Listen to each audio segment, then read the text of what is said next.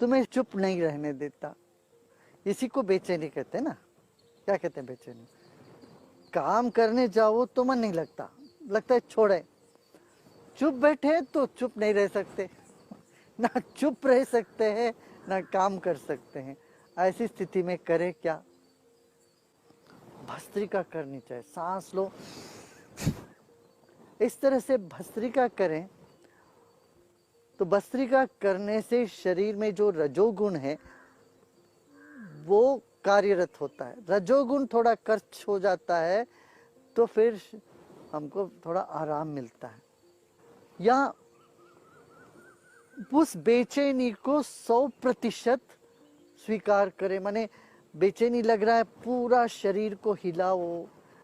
बेचैनी माने अंदर से कुछ हिल रहा है, आप वो जो हिल रहा है तो ज्यादा हिलाते जाओ। कसरत करो या लंबे वॉकिंग भी अच्छा। अभी लॉकडाउन के टाइम वॉकिंग तो कर नहीं सकते, तो घर में ही चक्कर लगाते जाओ। वॉक करने से भी जब शरीर में थोड़ा सा थकान महसूस होने लगता है तब बैठ पाते हैं। जैसे बैठते हो, आंख बंद करके ध्यान में चले जाओ। ध्यान से मन की बेचैनी एकदम दूर हो जाती है और मन से उत्साह और प्रसन्नता अपने आप निखर आता है। अब बेचैनी में बात नहीं करनी चाहिए। हम कुछ भी बोलेंगे फिर उससे अफसोस ही करने लगेंगे फिर बाद में। इसलिए उस वक्त कुछ बोलना नहीं, चुप रहना। गीत गाओ। बेचैनी में दुख की गीत गाना हो तो गा लो। हमारे भीतर पड़ी हुई जो अतृप्ति, चेतना में जमी हुई अतृप्ति बाहर आ जाएगा। वो अतृप्ति क्या हमारी चेतना का स्वभाव नहीं है, स्वरूप नहीं है। ये वहां लगी हुई एक डब्बा है। तो बेचैनी को दूर करने का यही तरीका है। सबसे पहला क्या है? भस्त्रिका प्राणायाम करें। दूसरा, थोड़ा आसन करो या नाचो। तीसरा, संगीत सुनो, दुख वाली संगीत सुनो, ठीक है, उसमें गहराई में तू घुस सकता है। फिर उसके बाद थोड़ा हिलाओ, पूरा शरीर को अच्छे से हिलाओ। अब बैठ जाओ, शांत हो जाएगा। लेट जाना, लेट के योग निद्रा कर लेना, बैठ के ध्यान कर लेना। इससे हमारी जो बेचैनी जो है उससे हम बाहर आ सकते हैं। कितनी तरह की वृत्ति है? तो 5 तरह की वृत्ति है। वृत्तयः पंचतया।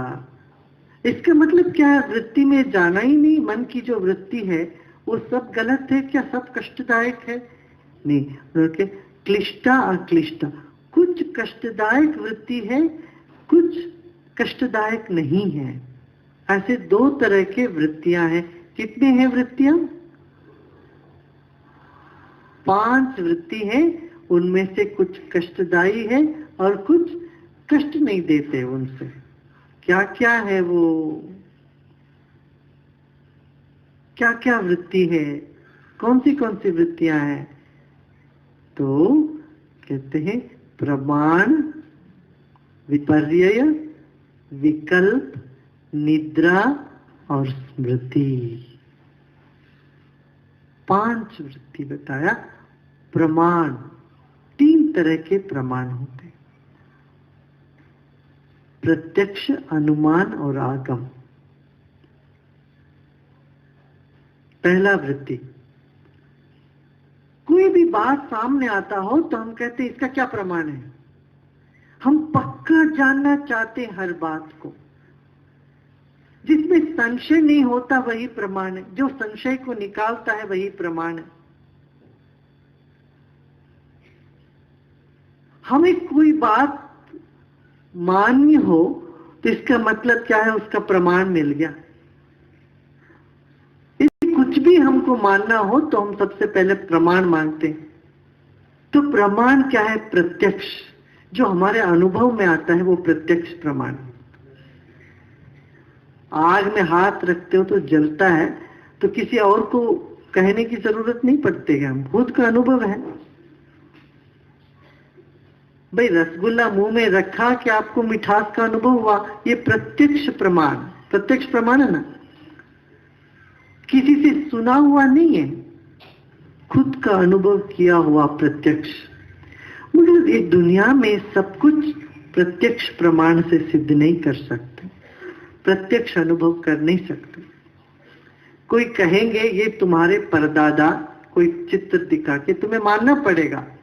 आपको नहीं नहीं मैं नहीं मानूंगा, मैंने इनको देखा ही नहीं, मैं कैसे मानूं ये मेरा दादा है, दादा थे। कोई कहेंगे ये जहर है भाई, इसको मत छूना, ये मत पीना, मैं नहीं मानूंगा। जहर पीने से क्या होगा, मर जाओगे। मैं खुद अनुभव करके बताऊं, देखूंगा, मैं नहीं मानूंगा। नहीं तो हर चीज तुम अपने अनुभव से जान नहीं पाओगे, इसलिए हमें मानना पड़ेगा। प्रमाण जो है उसका पहुंच सीमित है। कई बार एक प्रेयसी और प्रेमिका, प्रीतम और प्रेयसी अक्सर कहेंगे कि प्रमाण बताओ, तुम सच में मुझे प्रेम करते हो, साबित करके दिखाओ। पति घर में आता है तो अपने पत्नी के लिए फूल वगैरह लेके आए तो बताना पड़ता है कि मैं सच में प्रेम करता हूँ। कोई तोहफा लेके आएंगे तभी लगता है कि प्रेम कर रहे हैं। कोई कहीं पिकनिक ले गए, कहीं आउटिंग ले गए, कहीं बाहर घूमने फिरने के में ले गए, तो अभिव्यक्ति पर निर्भर करते हैं हम प्रमाण। हमारी भावनाओं को व्यक्त पूरी तरह से कर नहीं पाते हैं, मगर प्रमाण क्या चाहता है, अभिव्यक्ति।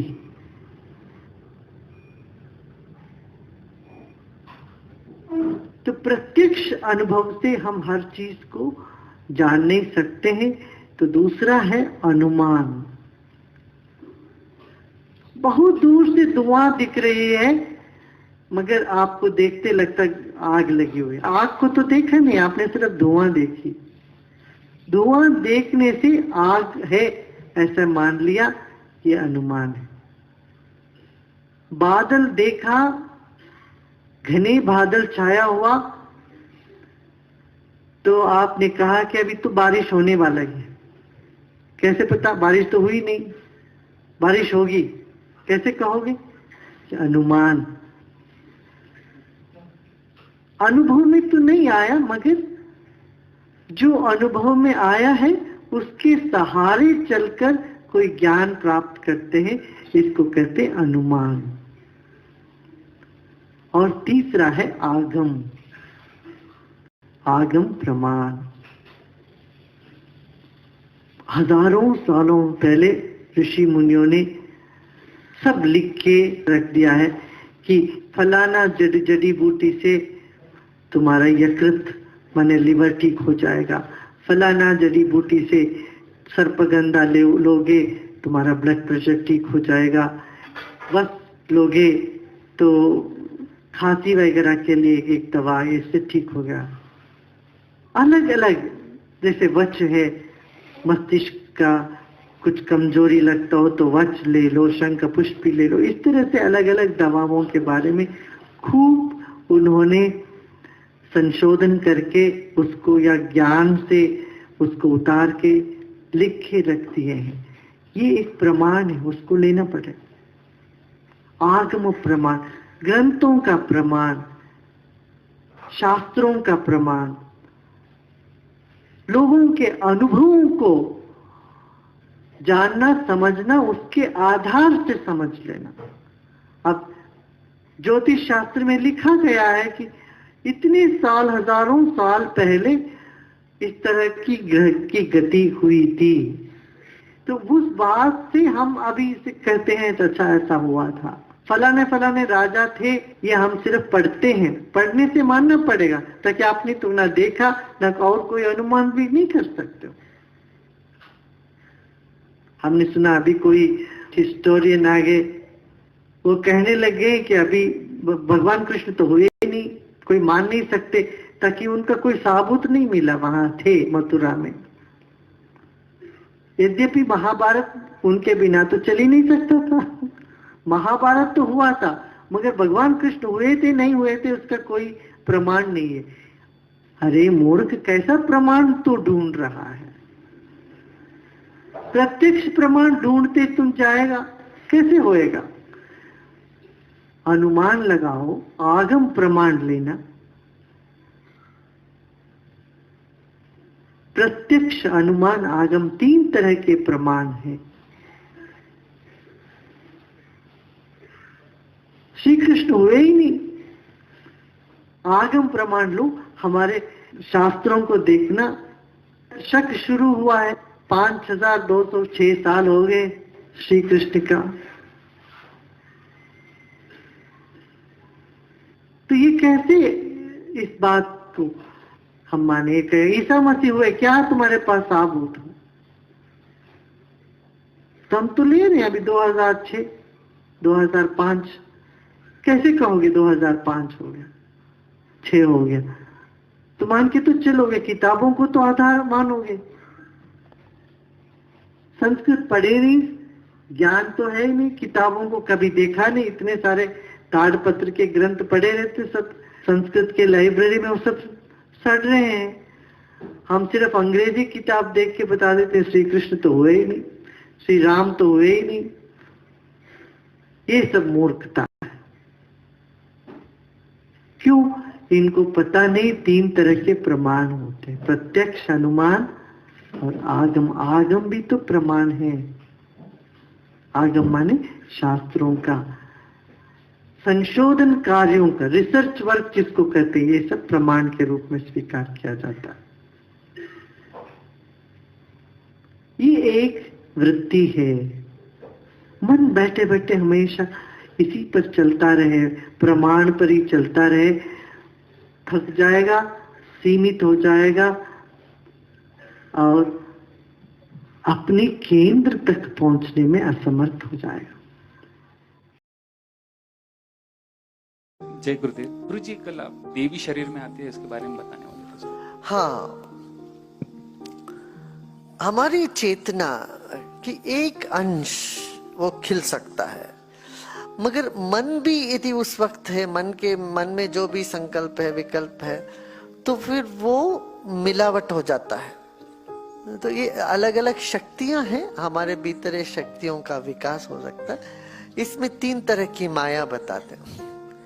मोह माया यानी किसी से लगाव, महामाया एकदम अंधेरा माने जड़ता, महामाया, मोह माया अपनी ही दुनिया में बैठे रहना, अटैचमेंट हो जाना, और योग माया। योग माया माने कुछ विजन्स आ जाएंगे आपको, आपके मन में ऐसे लगेगा कोई आगे, देवी आगे, देवता आगे, कि मैं वो हो गया हूँ।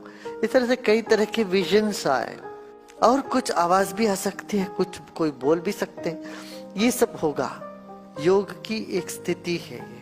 मगर उसमें ये भी होता है कि जब तक हम पूरी तरह से खाली नहीं हैं, अचाह, अकिंचन और अचाह नहीं होते हैं, तब तक उसमें अपनी ही वासना से वो प्रभावित हो जाता है। तो इसमें 80% सही हो सकता है, 20% गलत भी हो सकता है। कुछ आपको विजन्स आएंगे, कोई आपसे बोलेंगे देखो ये हो रहा है, वो 100% नहीं हो सकता। उसमें 10 बार वो वैसा हो जाए तो 11वीं बार ऐसे नहीं हो सकता है। ऐसा अनुभव है, कितने लोगों का है, कुछ लोगों का है। हाँ, इसलिए हम उस पर बहुत ज्यादा निर्भर नहीं करना चाहिए, कि जब तक आप पूर्ण आत्मनिष्ठा पूरी तरह से जम जाए, तब तक योग माया बनी रहती है। आपने देखा ना, कोई एक बाबा थे उत्तर भारत में, भी टीवी में सब आते थे, काला पर्स निकाल के ऐसे खोल के रखो, आशीर्वाद चला जाएगा, ये सब। ये बेचारे वो बुरे नहीं थे, उनको एक अनुभव हुआ, बड़ी एक शक्ति का अनुभव हुआ, पर उनको कोई गुरु नहीं था, कोई समझाने वाले नहीं थे। वो योग माया में फंस गए। 2, 4, 10 महीने वो काम कर गया, कुछ जिनको जो बोलते हैं वो काम हो जाए, जिनको आशीर्वाद है वो काम हो जाए। फिर उनको समझ में नहीं आई, उनकी वासना क्या थी? समोसा थी, चटनियां थी, तो सबको यही बोलने लगे, समोसा, चटनी, समोसा। हरी चटनी या लाल चटनी, ये खाओ वो खाओ। नहीं, बाकी लोग तो उनको पूरा मीडिया सब उनके पीछे पड़ के उनको एकदम गाली, मगर मैं उनका तकलीफ समझता हूं, उनके साथ क्या हुआ मैं समझता हूं। ऐसे कई लोग पागल हो रखे हैं, उनको अनुभूति कुछ हुई है अंदर से, मगर समझाने वाले कोई नहीं है। सिर्फ इधर नहीं, दुनिया भर में ऐसे लोग हैं। बड़े बड़े साइंटिस्ट इस तरह से दो दुनिया में रहने वाले हैं, आपको पता है? नहीं। एक बार न्यूयॉर्क में अपना ही एक आर्ट ऑफ लिविंग का शिविर था, कोई 50 डॉक्टर लोग आए थे, सारे साइकियाट्रिस्ट, और वे आए उनके पेशेंट के साथ, तो 150-200 लोग रहे होंगे। हमारा टीचर जो उनको सिखा रहे थे वो आके बोले, गुरुदेव इसमें डॉक्टर कौन है पेशेंट कौन है कहना बड़ा मुश्किल था। बहुत लोगों को लोग बीमार करके समझते, बीमार नहीं, उनको कुछ अनुभूति हुई, मगर वो अनुभूति की समझ नहीं है, समझ में नहीं आया। इसीलिए कहते हैं जो विद्या में जाता है वो भी घोर अंधेरे में जाता है, जब तक उसको समझ में नहीं, वो पूरी तरह से बैलेंस नहीं करता जीवन में। ईशावासी उपनिषद में फिर पता है ना, अंधतम प्रविशन्ति, अविद्या में रहते तो अंधेरे में, वो दूसरे में जब वो और घोर अंधेरे में चला जाए। कोई हनुमान के उपासक है, वो हनुमान सोचते सोचते उनके चेहरा भी कुछ ऐसे होने लगता है, देखा ना? तुम देखो वो पुराने जो मंदिर होते हैं, हनुमान जी के मंदिर में जो उपासक होते हैं, उनके चेहरे भी थोड़ा सा ऐसे जॉ वगैरह प्रोट्रूड हो जाता है। जो जिस चीज को सोच सोच के अपने मन में, तो वैसे उनकी पूरा शरीर डीएनए बनने लगता है ऐसे। हाँ, फिर उनको हनुमान जी का दर्शन भी होता है, सब होता है, सब कुछ होने लगता है। फिर वो अपनी ही मन की एक उसमें फंस जाते हैं। रामकृष्ण परमहंस जी को भी ऐसे हुआ, काली का, फिर उनके गुरु आके उनको उस योग माया से हटाया उन्होंने। वो तो कहानी आप लोग तो सब जानते हैं। तोतापुरी जी महाराज आए, फिर उनको आत्मज्ञान की, ब्रह्म ज्ञान के बारे में उनको बताया। तो ये दैवी जगत का भी अपना एक अनूठा रास्ता है। हमारा जीवन कैसा है? पानी जैसा, जिसमें डालोगे वहां वैसे हो जाते हो। जिस सत्संग में डालते हो तो सत्संग में, उस एनर्जी में तुम वैसे हो जाते हो। जिस संगत में होते हो वैसी तुम्हारी जीवन धारा बहने लगती है। जहाँ पर भी मन को डालते हैं वो उस रूप ले लेता है। फिर इसीलिए भी सत्संग बहुत आवश्यक है। हो रहा है ना, सत्संग में जो बैठते तो पूरा आपकी जो चेतना बदल जाती है कि नहीं, एक सकारात्मक हो जाता है, उत्साह, स्फूर्ति, भक्ति की वातावरण में जब डालते तो भक्तिमय हो जाते हो तुम। लोभ और लालच के उसमें डालोगे तो वैसे लोभ लालच पकड़ लेगा दिमाग को, फिर वही सोचता रहेगा, अरे उसने उतना कमाया, इसने इतना किया, मैं उतना करूंगी, इतना ये करूं। लोभ में लालच में फिर मन आ जाता है। फिर तुम चुगली में लगाओगे तो फिर वो चुगली होने लगे। जिसमें डालो मन, तो क्रोध में डालो वो क्रोधित रहोगे। इतना क्रोध मन में बना रहे, कोई छोटी मोटी बातों को लेके हम क्रोधित रह सकते हैं, जिंदगी भर ऐसे हम रह सकते हैं। चिंता की झोली में डालोगे तो चिंतित ही रहोगे, ये नहीं वो नहीं, दूसरा तीसरा चौथापन। चिंता में डालोगे तो चिंता, शोक में डालोगे तो शोक। कोई भी कारण ना हो तो हम ढूंढ ही लेते हैं कुछ ना कुछ कारण दुखी रहने का, तो उसमें डालो तो वो वैसा। और सिर्फ ऐशी की आदत है तो अयाशी करने की, तो अयाशी में मन डालोगे तो फिर वैसे ही अयाशी में ही दिन रात बीत जाएगी, वैसे जिंदगी का बीत जाएगा फिर, है ना। तो जिसमें डालोगे, प्रेम में डालोगे तो ऐसे प्रेममय हो जाए जीवन। अच्छा, अभी जो भजन गाए थे, कहते विश्व मोहन, कैसा ईश्वर कैसा है ना, विश्व के आकर्षण के केंद्र बिंदु है। अक्सर हम समझते हैं जो ऊंची बात है वो बड़ा डल होगा, बोरिंग होगा, रुचिकर नहीं होगा, उसमें कोई रस नहीं आएगा, ऐसी धारणा है। ये धारणा क्यों आई? तथाकथित धर्म गुरुओं को, तथाकथित धार्मिक लोगों को देखोगे तो ऐसा लगेगा, उनका चेहरा देखते ही लगेगा कि भाग जाओ। तो जैसे माथम छा गया हो या क्रोधित हो या इतना गंभीर बैठे हुए हैं, जैसे कठोरता, गंभीरता और एक इस तरह की मधुरता का ना होने के वजह से आकर्षक नहीं लगता है।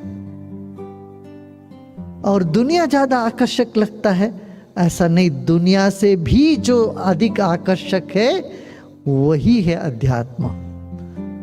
दुनिया का सब आकर्षण से एक व्यक्ति को ऊपर उठना हो तो वो चेतना या वो पथ भी इतना अधिक आकर्षक होना चाहिए जिसमें बाकी सब चीज़ अपने आप सहज ही उससे हम छूट जाते हैं, है ना।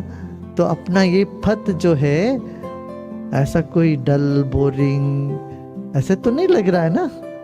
बोरिंग लग रहा है यहाँ किसी को लग रहा है यहाँ ये पथ या गुरु या पथ कहीं नीरसता छाई हुई है, कोई आनंद नहीं, ऐसा नहीं। पथ प्रदर्शक भी, पथ के लक्ष्य भी आनंदमय है।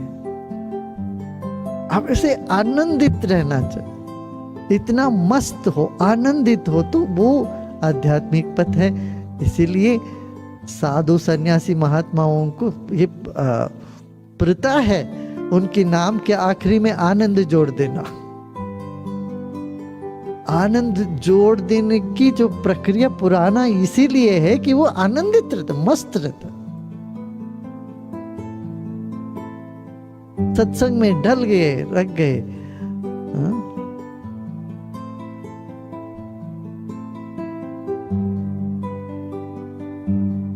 वो भजन है ना, वो गीत है ना, क्या हर दिन सुहागन की रात, हर दिन पियासे मिल गए, फीकी पड़ी बारात फीकी पड़ जाए, माने बारात माने सारा संसार, फीकी पड़ी बारात। तो ये मस्ती, आनंद और जिसका वर्णन नहीं कर, शब्द ही नहीं है बताने क्या, ऐसा पथ हो वो सही है पथ। सो बाकी आकर्षण से अधिक आकर्षण, इसीलिए वो कहते, भगवान कैसे हैं, अय्यप्पा स्वामी कैसे हैं, विश्व मोहनम, पूरे विश्व को वो मोहित कर लेते हैं। मोहन, भगवान कृष्ण का भी नाम यही मोहन क्यों रखा है? मोहन तो उनका नाम नहीं था, मोहन माने क्या, इतना अधिक आकर्षक है। मगर वहां तक पहुंचे ना, जरा पहुंचे, एक कदम पहुंचने पर पता चलता रहे ये तो बहुत आकर्षक है। एक बार ध्यान का, क्रिया का, सुदर्शन क्रिया का रस जिसको मिल जाता है, फिर लगता अरे ये तो बड़ा आनंद है, क्या हमने खो दिया इससे पहले, क्या हमने मिस किया, ये लगता है।